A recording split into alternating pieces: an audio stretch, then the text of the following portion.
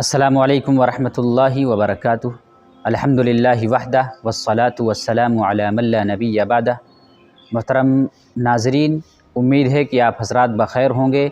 ایک سوال یہ آیا ہوا تھا کہ روزے کی حالت میں سرما اور کاجل لگانا کیسا ہے اور ڈراپ ڈالنا کیسا ہے؟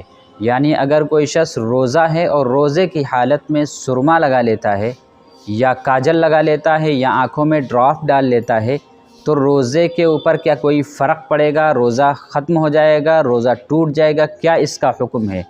تو جواباً عرض یہ ہے، یاد رکھیے کہ ڈراپ ڈالنے سے، آنکھ میں سرما لگانے سے اور آنکھ میں کاجل لگانے سے روزے کے اوپر کوئی فرق نہیں آئے گا، روزہ نہیں ٹوٹے گا۔ اگر کوئی روزے دار ہے، روزے کی حالت میں سرما لگا لیتا ہے یا کاجل لگا لیتا ہے یا ڈراپ ڈالتا ہے تو اس شخص کا روزہ نہیں ٹوٹے گا، خواہ وہ مرد ہوں یا خواتین حضرات ہوں۔